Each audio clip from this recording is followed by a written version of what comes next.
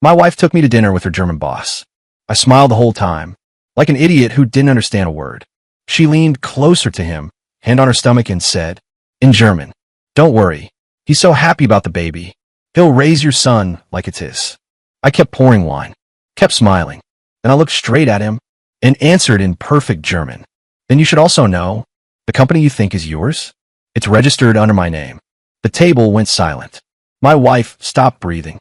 And for the first time that night, they both realized I understood everything. My wife took me to dinner with her German boss. I smiled like a fool, pretending I didn't speak German. She caressed her stomach and told him, "Don't worry, the idiot is so happy about the pregnancy. He will raise your son thinking it's his." I calmly poured more wine and said in perfect German, "I'm glad to have you here. Follow this story until the end and comment the city you're watching from, so I can see how far my story has reached." I should have known something was wrong the moment Cassidy suggested dinner with her boss. In our 5 years of marriage, she had never once wanted me to meet Albert Richter. She always claimed their relationship was strictly professional, that mixing business with personal life was inappropriate. Yet there I was, sitting across from them at Das House, watching my wife laugh at his jokes with an intimacy that made my stomach turn. The restaurant was exactly the kind of place Cassidy loved. Expensive, exclusive, the type where a single meal cost more than most people spent on groceries in a week. The mahogany paneling gleamed under soft lighting, and the scent of sauerbraten and fresh bread filled the air. White tablecloths crisp as fresh snow, crystal glasses that caught the light just so. Everything perfect, everything calculated to impress. Albert had chosen the restaurant, of course. He was the type of man who always had to be in control, had to show his wealth and sophistication. 48 years old, impeccably dressed in what I recognized as a $3,000 suit, his silver hair slicked back in a way that screamed European sophistication. His accent was slight but noticeable, a reminder of his German heritage that he wore like a badge of honor. I sat there in my off-the-rack blazer, feeling distinctly out of place. At 43, I had done well for myself as an electrical engineer, pulling in $250,000 a year, but in this crowd I might as well have been a janitor. Cassidy had insisted I dress up for the occasion, spending hours picking out my clothes like I was a child going to picture day. The conversation flowed easily between them, too easily. They spoke about colleagues I had never heard her mention, shared inside jokes that excluded me completely. I watched Cassidy's face light up when she looked at him, an expression I hadn't seen directed at me in months, maybe years. The way she leaned forward when he spoke, how her fingers traced the rim of her wine glass when she laughed at his stories. I tried to participate, asking polite questions about their work, but every attempt felt forced, artificial. They would pause, include me just enough to be polite, then dive back into their private world.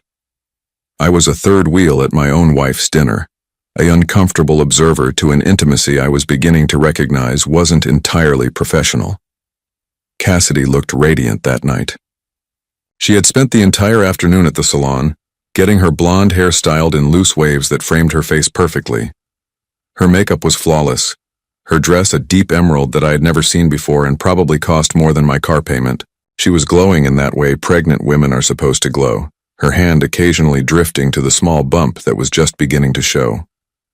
The pregnancy had been a surprise, announced just 3 months earlier with tears of joy and promises of the perfect family we would build together. I remembered the moment she showed me the positive test, how my heart had soared with the possibility of becoming a father. At 43, I had given up on the idea of children, but suddenly there was this gift, this second chance at the family I had always wanted. Now, watching her across the table, something felt wrong. The timeline had always bothered me, though I had pushed the doubts aside. She had announced the pregnancy right after returning from a business trip to Munich, the same trip where she had worked closely with Albert on a major acquisition. When I asked about the dates, she had been vague, dismissive, telling me I worried too much about details. The waiter brought another bottle of wine, something German that Albert had selected with great ceremony. He poured for all of us, though Cassidy only pretended to sip hers, citing the pregnancy. I noticed Albert didn't seem disappointed by her abstinence. If anything, he seemed pleased, protective even. The way he looked at her when she mentioned the baby, made something cold settle in my stomach. That was when they started speaking German. It began innocuously enough. Albert made a comment about the wine, something about the region it came from. Cassidy responded in what I assumed was agreement, her pronunciation smooth and confident. I had known she spoke some German from her college years, but I had never heard her speak it with such fluency, such comfort. I sat there, smiling like the fool they clearly thought I was, as their conversation shifted entirely into German. They didn't even attempt to include me, didn't pause to translate or explain. I was simply furniture at that point, a decoration that happened to be sharing their table. My grandmother had been German. She had come to America as a young woman but had never lost her language, her culture. She had insisted on teaching me German as a child, making me spend summers with her practicing until I was fluent.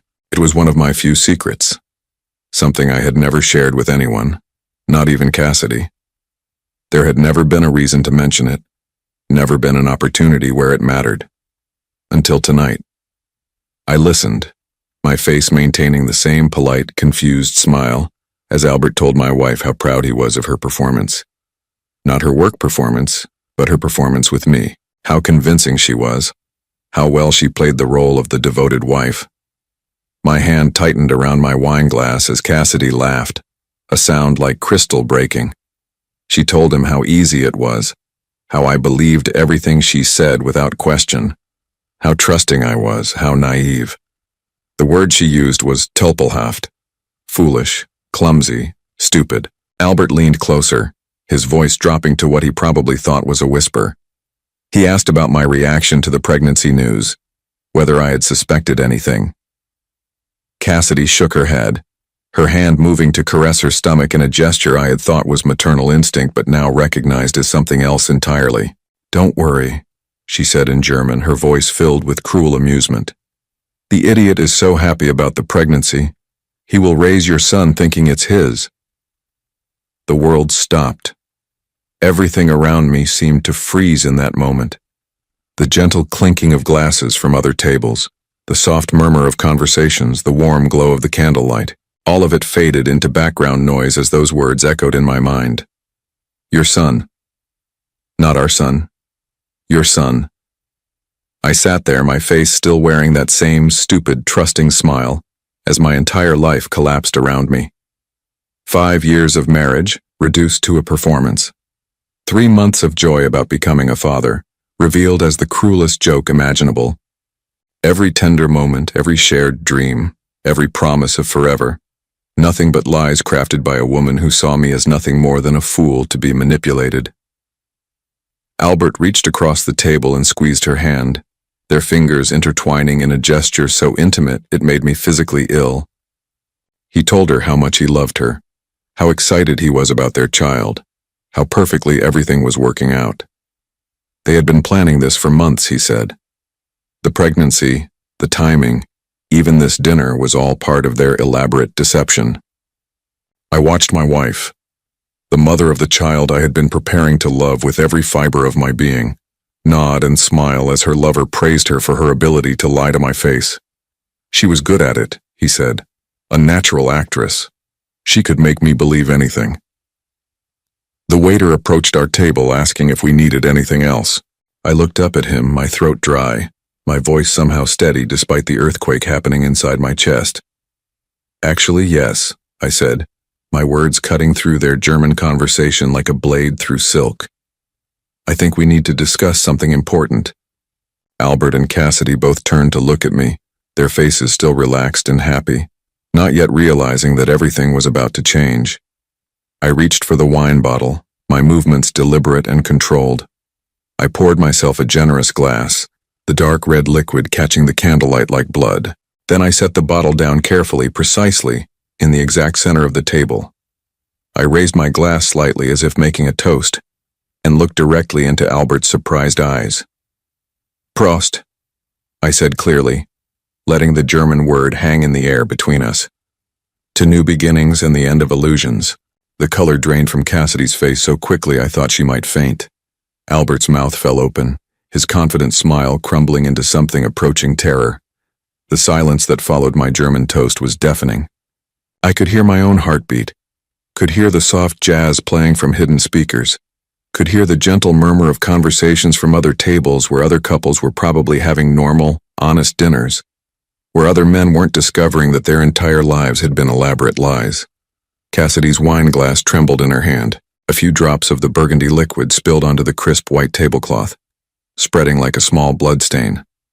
Her green eyes, the ones I had fallen in love with 6 years ago, darted between Albert and me like a trapped animal looking for an escape route that didn't exist. Albert recovered first, though barely. His face had gone from confident charm to something approaching panic in the space of a heartbeat.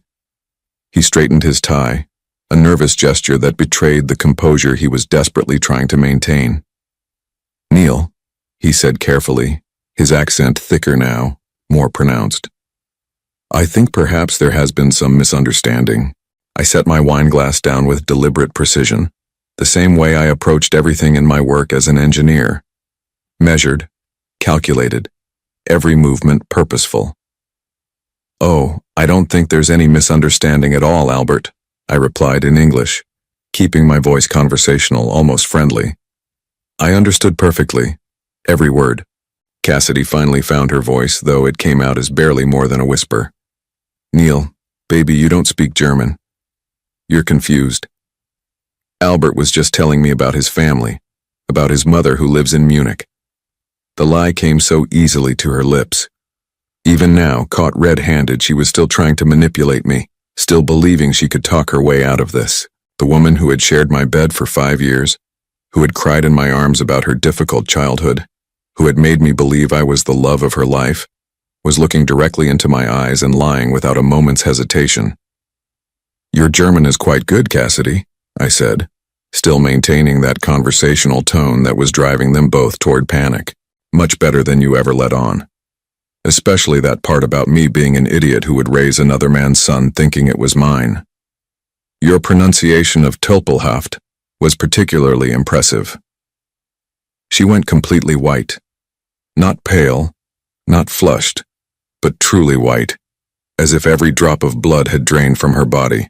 Her hand, the one that had been caressing her belly just moments before in what I now knew was a mockery of maternal love, began to shake violently. Albert leaned forward, his voice urgent now, all pretense of casual dinner conversation abandoned. "Neil, listen to me. This is not what you think. Cassidy and I, we work together, yes, but tonight, this was just business discussion." I almost laughed. Almost. The absurdity of it was overwhelming. Here was a man who had just heard his lover discuss their plan to trick me into raising his child, and he was still trying to convince me it was business. "Business," I repeated slowly, as if tasting the word. "Is that what you call it when you tell the mother of your child how proud you are of her performance? When you discuss how excited you are about your son? When you plan how to deceive her husband?" The words hung in the air like an accusation, like a judgment. Around us, the restaurant continued its elegant dance. Waiters glided between tables. Other diners laughed and clinked glasses. The world moved on as if mine hadn't just shattered into a million irreparable pieces. I thought about the past 3 months, every moment since Cassidy had announced the pregnancy. How happy I had been, how I had started planning nurseries and college funds and father-son fishing trips, how I'd called my parents, barely able to contain my joy as I told them they were going to be grandparents, how I had started reading books about fatherhood, about being the kind of dad I had always wanted to be. All of it based on a lie. All of it a cruel joke shared between two people who saw me as nothing more than a convenient fool. Cassidy reached across the table, her fingers trying to find mine.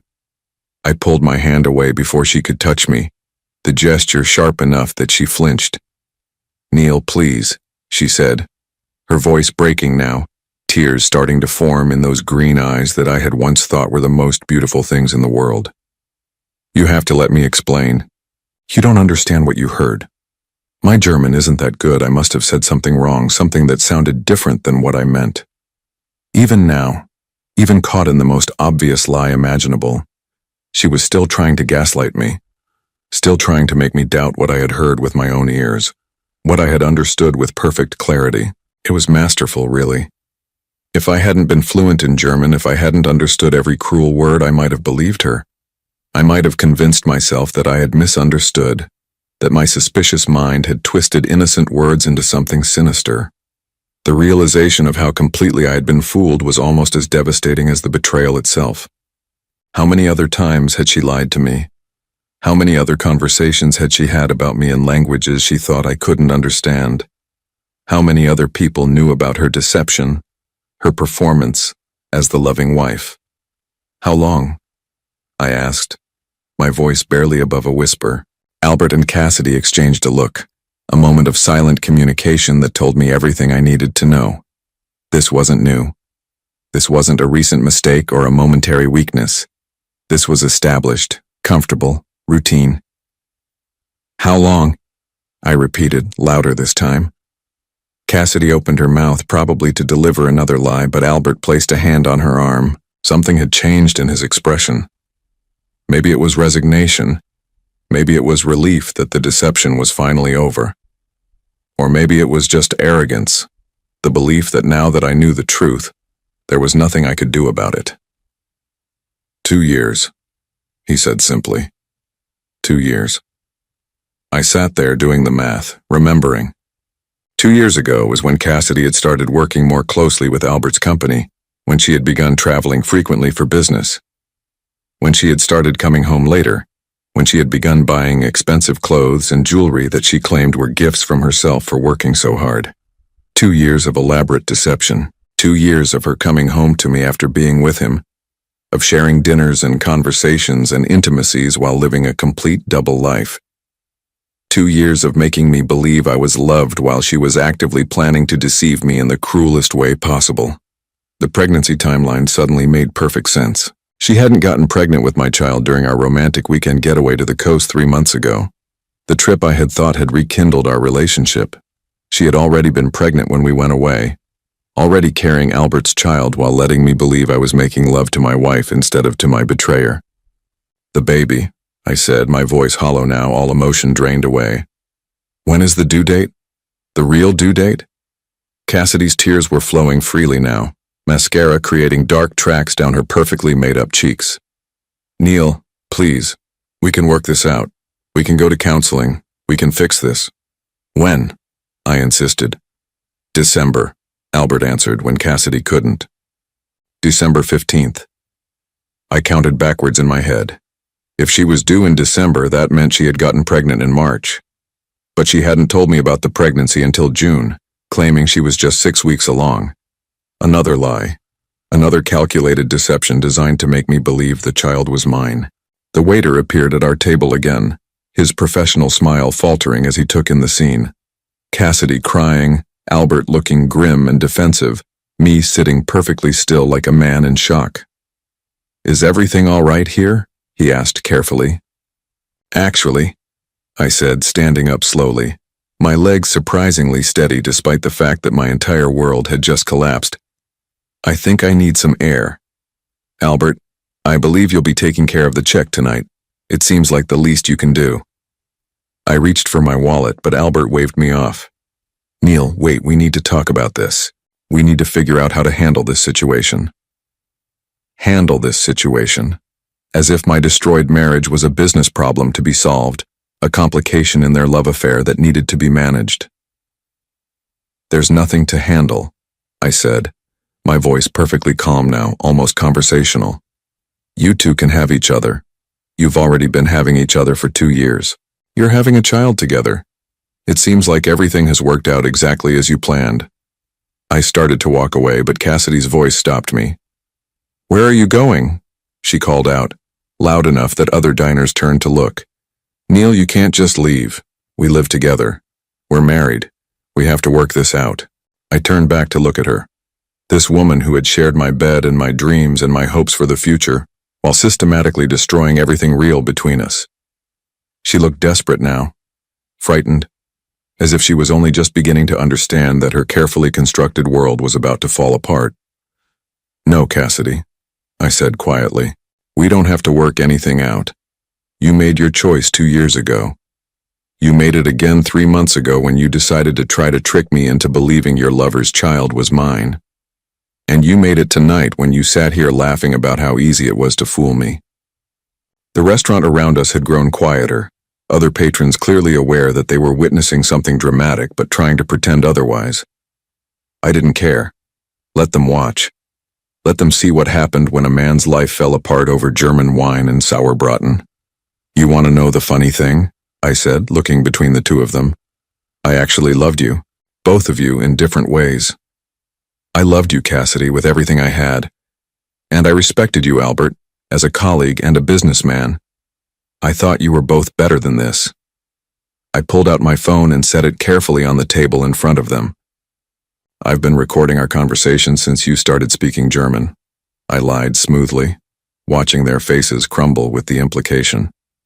Amazing what technology can do these days. Translation software, voice recognition. A man doesn't even need to speak German to understand what's being said about him. Of course, I hadn't been recording anything, but they didn't know that. And the fear in their eyes told me everything I needed to know about how much they had to lose if the truth came out. I'll be gone when you get home, I told Cassidy as I picked up my phone. Don't try to contact me. Don't try to explain. Don't try to fix this. Some things can't be fixed. I walked away from the table, away from my wife and her lover and their child and their elaborate deception, feeling strangely lighter with each step. Behind me, I could hear Cassidy calling my name, her voice high and desperate. But I didn't turn around. I drove around the city for 2 hours after leaving the restaurant, my hands gripping the steering wheel so tightly my knuckles had gone white. I wasn't ready to go home yet, wasn't ready to face the physical reminders of a marriage that had been nothing but an elaborate performance. The house we had chosen together, the photos on the mantel, the nursery we had started planning in the spare bedroom, all of it contaminated now by the truth. Instead, I found myself parked outside a 24-hour diner on the outskirts of town, nursing coffee that tasted like motor oil and trying to make sense of what I had learned. The fluorescent lights buzzed overhead, casting everything in a harsh, unforgiving glow that seemed appropriate for the moment. This wasn't the kind of revelation that deserved soft candlelight and wine glasses. This was the kind of truth that needed to be examined under the brightest, most unforgiving light possible. My phone had been buzzing constantly since I left the restaurant. 17 missed calls from Cassidy, 11 text messages that I couldn't bring myself to read. 3 calls from Albert, which surprised me. What could he possibly have to say? What excuse could he offer for sleeping with another man's wife and planning to trick that man into raising his child? I finally turned the phone completely off and sat in the silence, trying to remember when I had first started learning German. My grandmother, Oma Greta, had been a formidable woman who believed that education was the only thing that could never be taken away from you. She had survived the war, immigrated to America with nothing but the clothes on her back and a fierce determination to build a better life for her family. Every summer, from the time I was 8 until I turned 16, she had made me spend 2 months with her, speaking nothing but German. At first I had hated it. I was a typical American kid who wanted to spend his summers playing baseball and riding bikes, not conjugating verbs and memorizing vocabulary. But Oma Greta was relentless. She would hide my comic books until I could recite my lessons perfectly. She would make me translate American movies as we watched them together. She would speak to me only in German, forcing me to respond in kind or go without whatever I was asking for. By the time I was in high school, I was completely fluent. More than fluent, actually.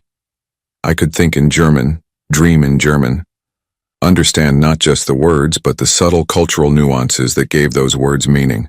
It was a skill I was proud of, but it had never seemed relevant to my adult life. None of my friends spoke German. I didn't travel to German-speaking countries. I had never even mentioned it on job applications because it wasn't useful for an electrical engineer working with American companies. I'd certainly never told Cassidy about it. When we first started dating, she had mentioned studying German in college, and I had nodded politely and changed the subject. There had been no reason to reveal my fluency. It was just one of those random facts about myself that didn't seem worth sharing, like the fact that I could juggle or that I knew all the words to every Beatles song. Now that random, seemingly irrelevant skill had revealed the most important truth of my life. When I finally drove home, it was nearly midnight. The house was dark, except for the porch light that Cassidy always left on for me when I worked late. A normal gesture from a normal wife in what I had thought was a normal marriage. Now even that small kindness felt calculated, part of the performance she had been putting on for 2 years. Her car was in the garage, but I could see she was awake. Light spilled out from under the bedroom door, and I could hear her moving around upstairs. Pacing probably, planning what to say when I came home, crafting the next set of lies that might save her carefully constructed deception. I didn't go upstairs. Instead, I went to my study, the one room in the house that was completely mine. Dark leather furniture that I had chosen, bookshelves filled with technical manuals and classic novels, a desk where I sometimes worked on freelance projects or just sat and thought. It smelled like the expensive scotch I kept in the bottom drawer and the leather cleaner I used on the furniture. It was my sanctuary, the place I retreated to when I needed to think. I poured myself 3 fingers of Macallan 18-year-old scotch, a bottle I had been saving for a special occasion. This seemed like as special as occasions got, though not in the way I had ever imagined. That was when I started really thinking about the timeline, really examining the past 2 years with the cold analytical mind I used for solving engineering problems. If Cassidy and Albert had been having an affair for 2 years, there would be evidence. Patterns, inconsistencies that I had ignored or explained away because I had trusted my wife implicitly. I opened my laptop and started going through our financial records, something I rarely did because Cassidy handled most of our household expenses. She had a degree in business administration and had always been good with money, or so I had thought. I gave her access to our joint checking account and trusted her to manage everything while I focused on my career. What I found made my blood run cold. Over the past 2 years, there had been charges I had never seen before. Expensive dinners at restaurants I had never been to, hotel rooms in cities where Cassidy claimed to be traveling alone for business, purchases at lingerie stores that specialized in items I had never seen her wear. The amounts weren't huge individually, but they added up.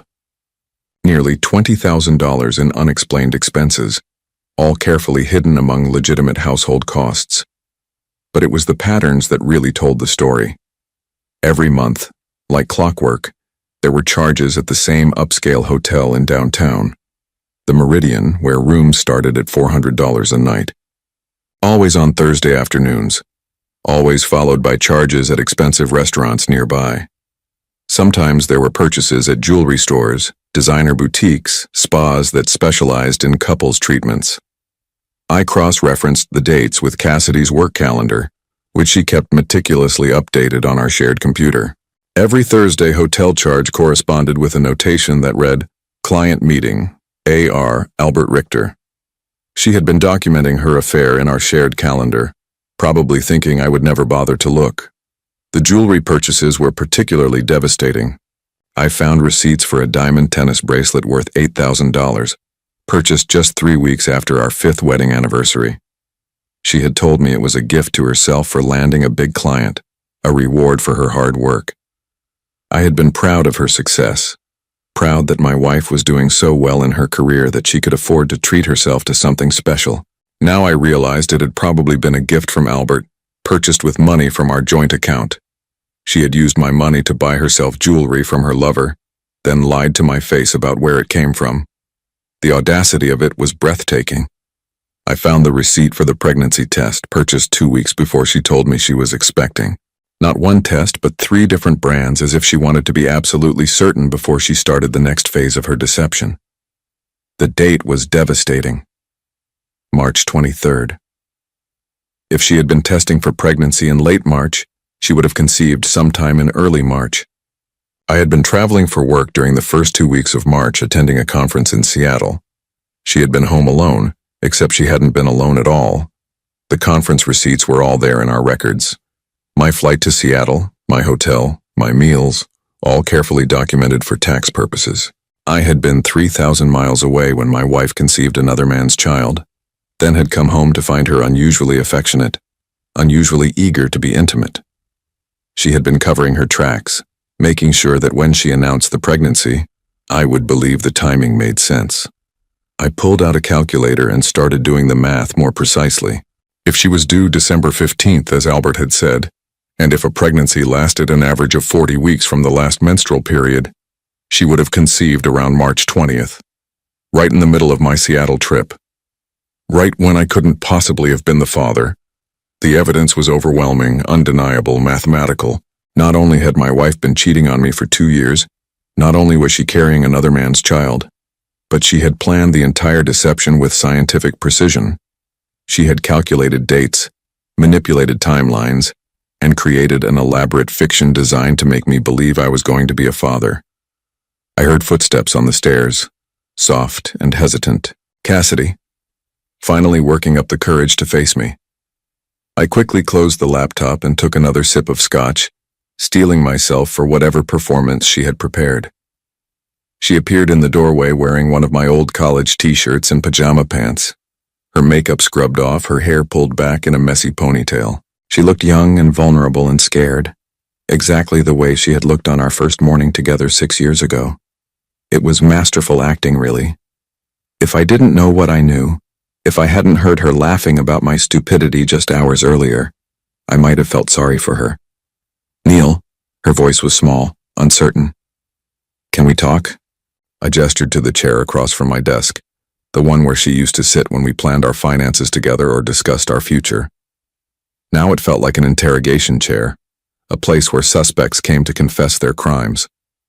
She sat down carefully, her hands folded in her lap, her eyes red from crying. Real tears or another part of the performance?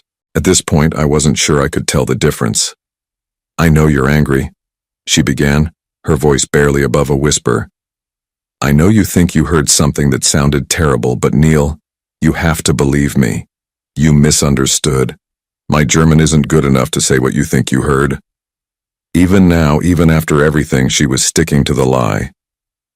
Not just sticking to it, but doubling down, trying to convince me that my own ears had betrayed me, that my perfect understanding of a language I had spoken fluently for 30 years was somehow flawed. Tell me about the meridian, I said calmly. The color drained from her face instantly. She opened her mouth, closed it, opened it again. No words came out. Tell me about the $8,000 bracelet you bought yourself 3 weeks after our anniversary. I continued. Tell me about the pregnancy test you bought on March 23rd, 2 weeks before you told me you were expecting. Tell me about Albert Richter and why you've been meeting him at expensive hotels every Thursday for the past 18 months. She was shaking now, her hands trembling visibly as the weight of being truly caught settled over her. Not caught in a moment of weakness, not caught in a single lie, but caught in an elaborate, systematic deception that had been going on for 2 years. How long have you known? She whispered finally. I've known about tonight since tonight, I said truthfully, but I've been learning about the rest of it for the past 3 hours. Amazing what financial records can tell you when you actually bother to look at them. She buried her face in her hands, her shoulders shaking with sobs that seemed genuine. But then, all of her emotions had seemed genuine until a few hours ago. I had lost the ability to distinguish between truth and performance where Cassidy was concerned. Neil, please, she said through her tears. Let me explain. It's not what you think. It's complicated. No, I said quietly, finishing my scotch and setting the glass down with finality. Actually, it's very simple. You've been having an affair for 2 years. You're pregnant with your lover's child. You were planning to trick me into raising that child as my own. There's nothing complicated about it. I stood up, suddenly exhausted by the effort of maintaining my calm facade. I'll be staying in a hotel tonight. Tomorrow I'll be calling a lawyer. I suggest you do the same. As I walked toward the door, she called after me one last time. What about us? What about our marriage? What about the baby? I turned back to look at her, this woman who had shared my bed and my dreams and my hopes for the future, while systematically destroying everything real between us. There is no us, I said simply. There never was. And it's not my baby. Then I walked out of my study, out of my house, and out of the life I had thought was mine but had never really existed at all. The hotel room smelled like industrial-strength carpet cleaner and the ghosts of 1,000 business travelers. I sat on the edge of the bed at 2 in the morning, staring at my phone and waiting for morning so I could start making the calls that would dismantle my life with the same precision Cassidy had used to destroy it. Sleep was impossible. Every time I closed my eyes, I saw Cassidy's face at dinner, radiant and cruel as she told Albert how easy it was to fool me. I heard her voice describing me as an idiot who would raise another man's son without question. I felt that moment of realization over and over again, that sickening drop in my stomach as everything I thought I knew crumbled into dust. The financial records were spread across the hotel desk like evidence in a crime scene, which I supposed they were. I had printed everything out before leaving the house, wanting physical proof of the systematic theft and deception.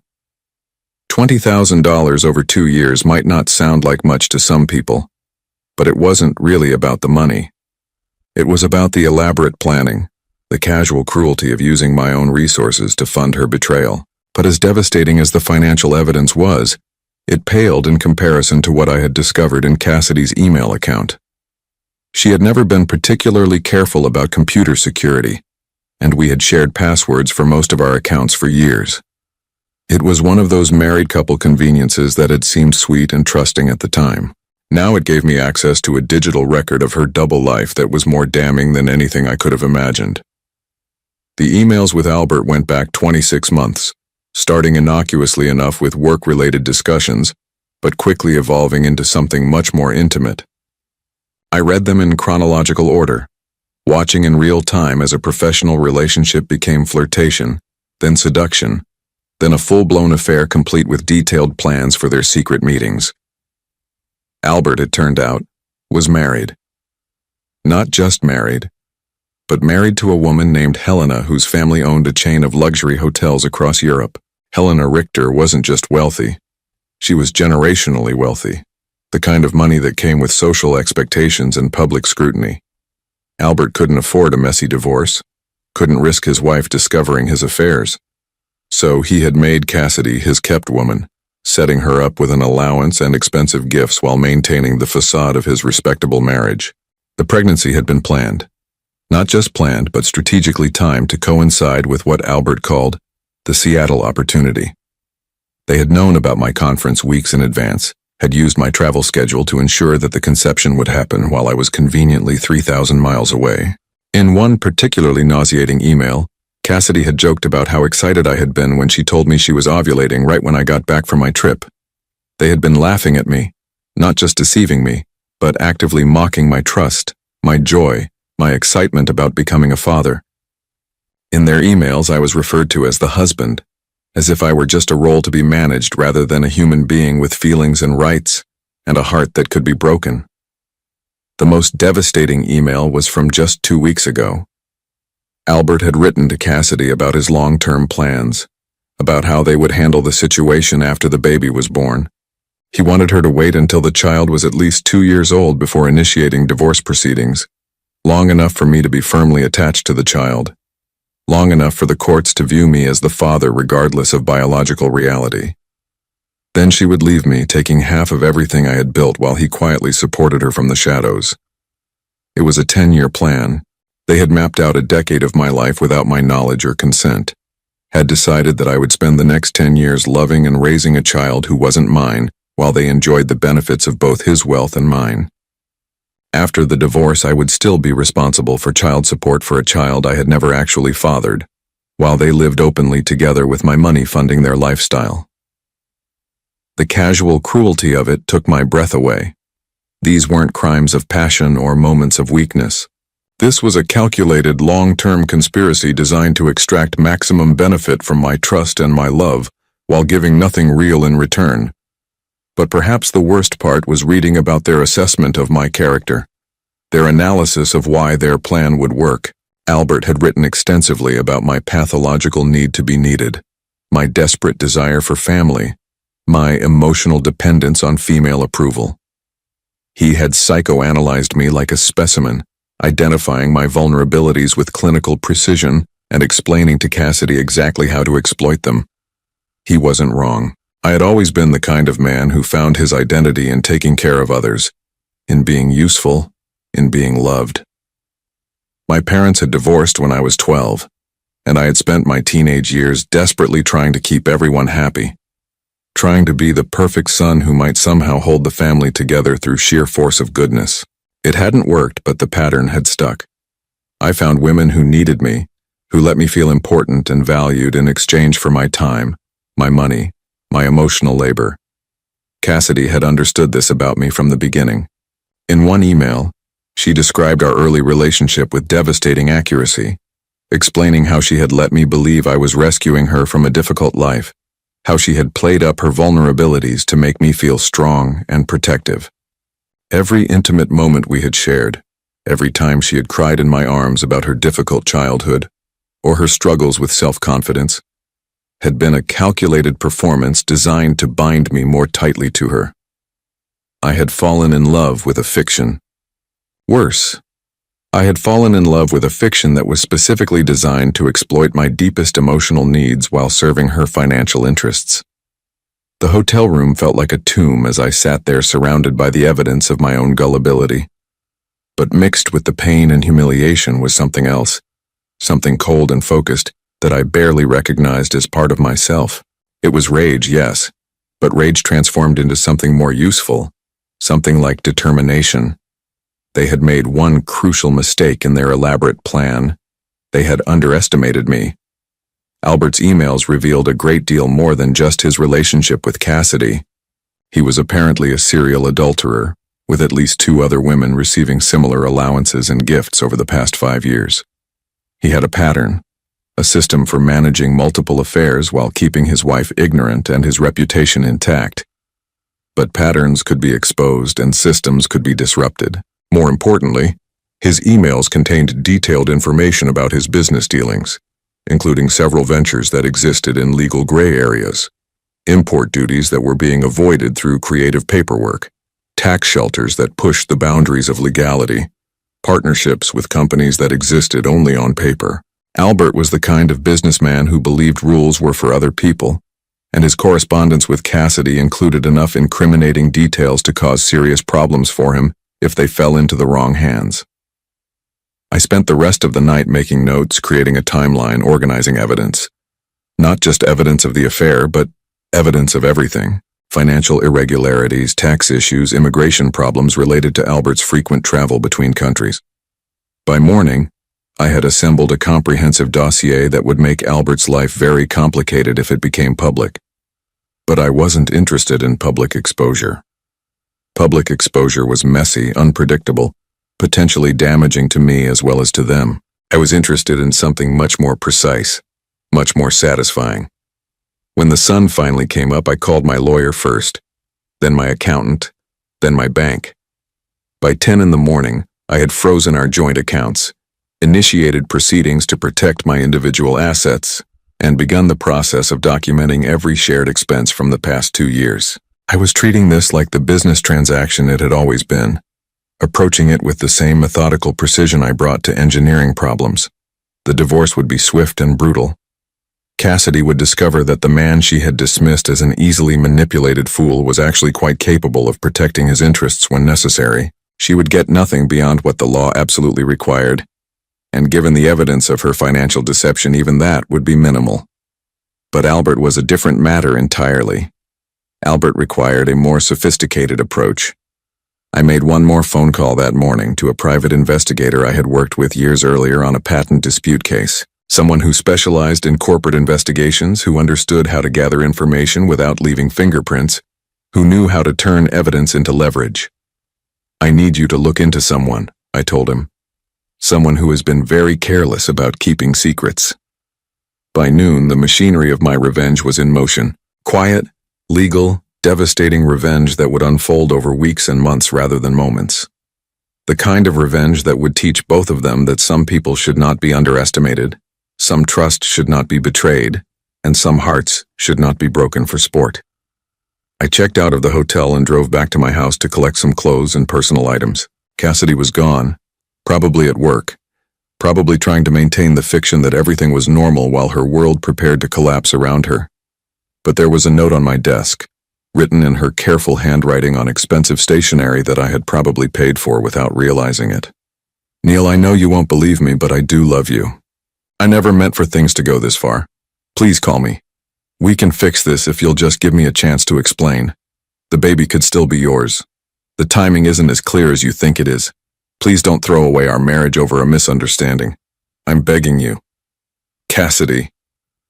I read the note twice, marveling at her ability to lie even when she had nothing left to lose. The baby could still be mine. Even now, even after I had heard her call it Albert's son in perfect German, she was still trying to plant seeds of doubt. I folded the note carefully and put it in my jacket pocket. Not because I believed a word of it, but because it was evidence of her continued attempts to manipulate me even after being caught. My lawyer would find it useful. Then I walked through the house one last time, looking at the life I had thought was mine. The kitchen where we had cooked dinner together, the living room where we had watched movies and made plans for the future, the bedroom where we had made love and talked about our dreams. All of it contaminated now by the knowledge of what it had really been. But I wasn't sad anymore. I wasn't even angry. I was something much more dangerous than angry. I was motivated. 3 weeks had passed since that devastating dinner at Das House, and my carefully orchestrated plan was finally ready to unfold. I had learned patience from my grandmother, who used to say that revenge served cold was twice as satisfying as revenge served hot. She had been talking about a neighbor who had stolen from her garden, but the principle applied perfectly to my current situation. The private investigator I had hired, Marcus Chen, was worth every penny of the $15,000 I had paid him. He was a former federal agent who specialized in corporate investigations, and he had provided me with enough evidence to destroy both Albert and Cassidy in ways they couldn't possibly have anticipated. Albert's business empire, it turned out, was built on a foundation of creative accounting and legal gray areas that wouldn't survive close scrutiny. More importantly, his wife Helena wasn't just wealthy in her own right. She was also famously vindictive when it came to her husband's infidelities. According to Marcus's research, she had discovered Albert's previous affairs and had quietly made each of his mistresses disappear from his life through a combination of financial pressure and social ostracism. Helena Richter didn't just have money. She had the kind of old European money that came with connections to banks, government officials, and media outlets. She could make people's lives very difficult without ever having to get her hands dirty. Albert knew this, which was why he had been so careful to keep his relationship with Cassidy hidden from her. But secrets have a way of coming to light when the right person decides to illuminate them. I was sitting in my new apartment, a sleek downtown loft that cost $3,000 more per month than my suburban house but felt infinitely more honest, when my phone rang. The caller ID showed Cassidy's number, the first time she had tried to contact me in over a week. I almost didn't answer. We were well into divorce proceedings and my lawyer had advised me to let all communication go through him. But curiosity got the better of me. I wanted to know what new lie she might have crafted, what new manipulation she might attempt. Neil? Her voice was small, frightened, completely different from the confident woman who had laughed about my stupidity 3 weeks earlier. Please don't hang up. I need to talk to you. About what? My voice was flat, emotionless.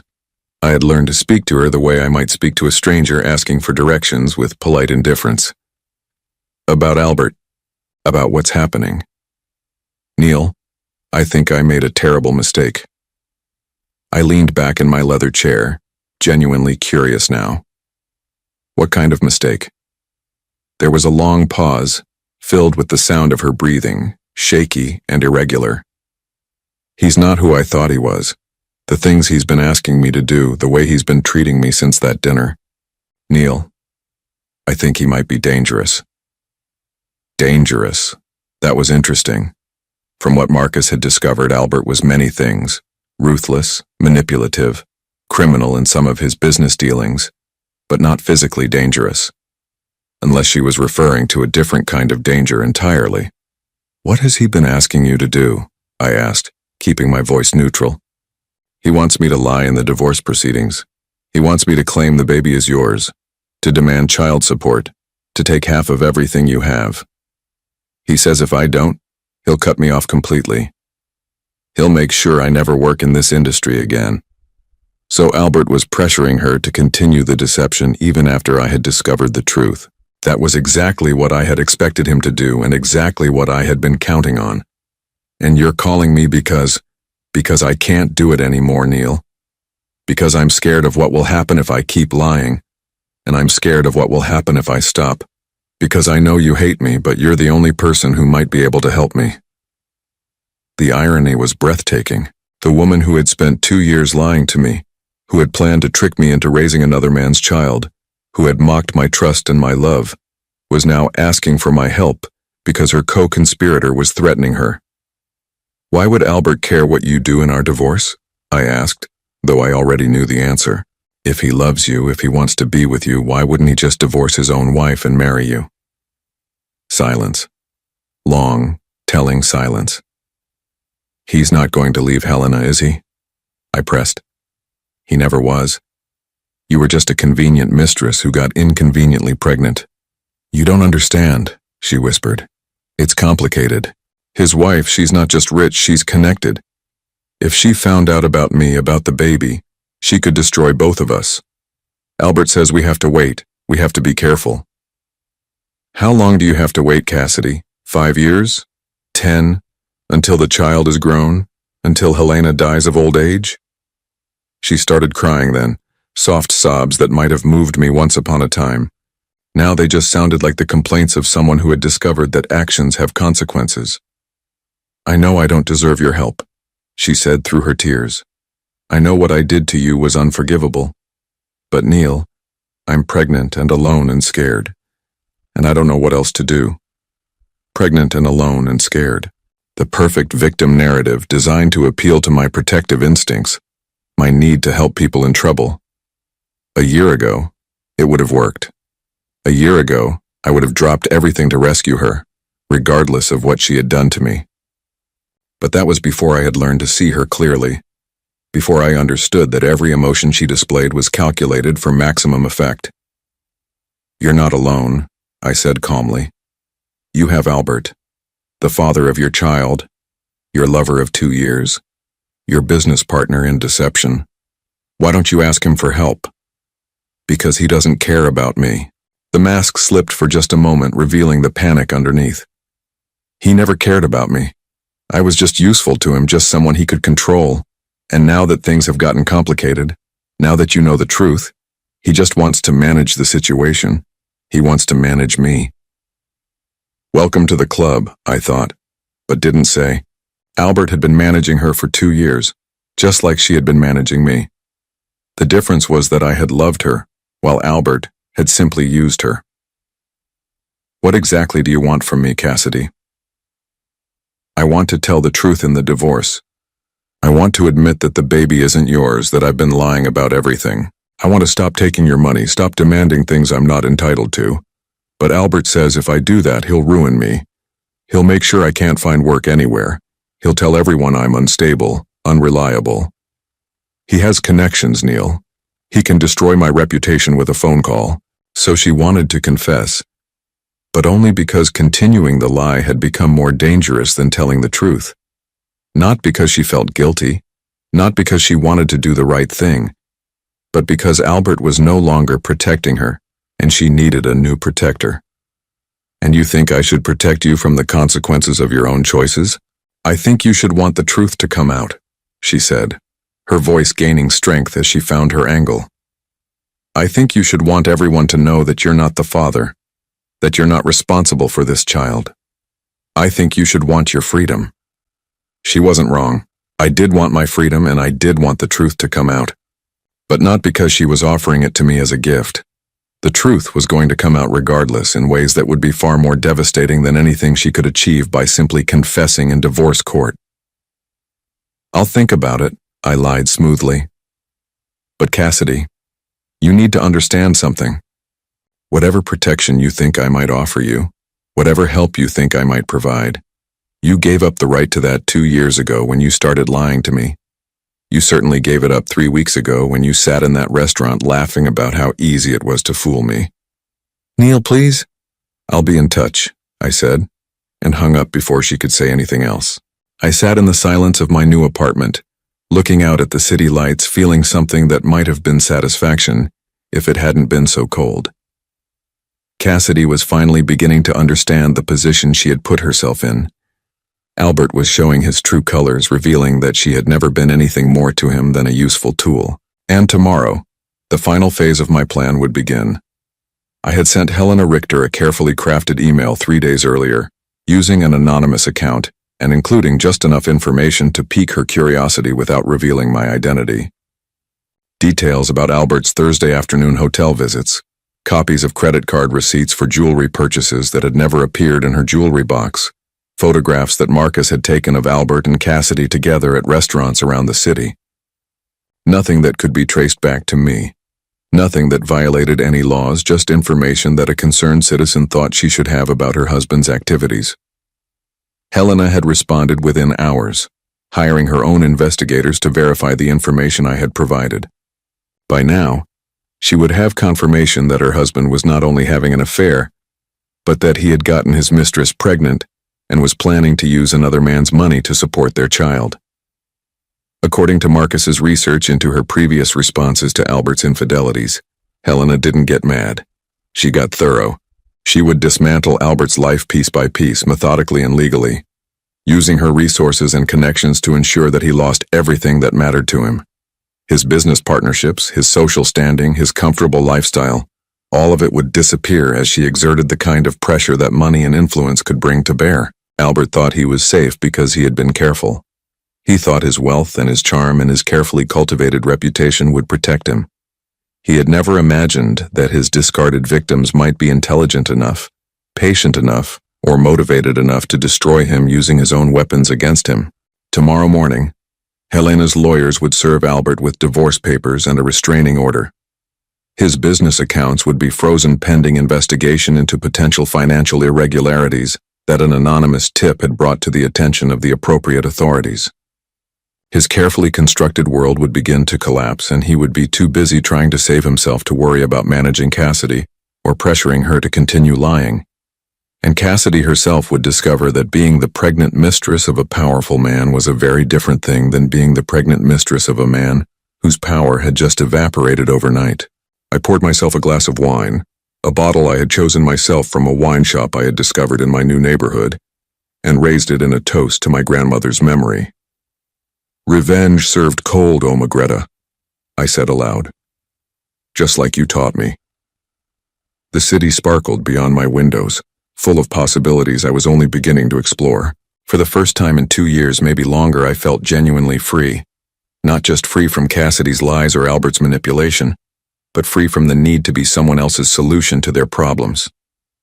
My phone buzzed with a text message from Marcus. "It's done."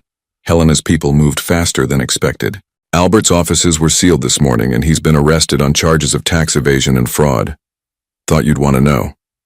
I smiled, feeling the last pieces of my carefully laid plan click into place. Albert would spend the next several years dealing with federal charges, divorce proceedings, and the complete destruction of his business empire. He wouldn't have time to threaten anyone, wouldn't have resources to ruin careers or manipulate frightened pregnant women. And Cassidy would be truly alone for the first time in years, forced to face the consequences of her choices without anyone to protect her or manage the situation for her. It was, as my grandmother would have said, a very satisfying dinner indeed. 6 months later, I was sitting in a coffee shop near my new office, reading the morning paper and genuinely enjoying the simple pleasure of a quiet Saturday morning, when I saw the headline that brought the whole sorry chapter of my life to a satisfying close. Local businessman sentenced to 7 years for tax evasion and fraud. The article was brief but thorough. Albert Richter, former CEO of Richter International Holdings, had been sentenced to 7 years in federal prison and ordered to pay $4.8 million in restitution to various government agencies. His business empire had been liquidated to pay his debts, his assets seized, his reputation destroyed. The article mentioned that his wife, Helena Richter, had divorced him while he was awaiting trial and had publicly stated that she would not be visiting him in prison. There was no mention of Cassidy in the article, but I knew from my lawyer that she had given birth to a son 3 months earlier. A son that Albert would never meet outside of a prison visiting room, assuming Helena didn't use her influence to prevent even that small contact. Cassidy was living with her sister in Phoenix now, working as a receptionist at a medical clinic and struggling to make ends meet on $12 an hour. She had finally told the truth in our divorce proceedings, admitting that the child wasn't mine and relinquishing any claim to alimony or support. Not out of honesty or remorse, but because continuing the lie would have required Albert's backing, and Albert was no longer in a position to back anyone. My lawyer had been pleased with how quickly everything was resolved once she stopped fighting. I folded the newspaper carefully and set it aside, feeling something that might have been closure. Not satisfaction exactly, because there was no joy in seeing two people's lives destroyed, even when they had richly deserved their fate. But there was a sense of completion, of justice served and balance restored.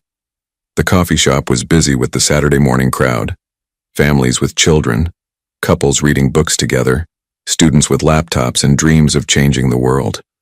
Normal people living normal lives, unencumbered by elaborate deceptions and carefully calculated betrayals.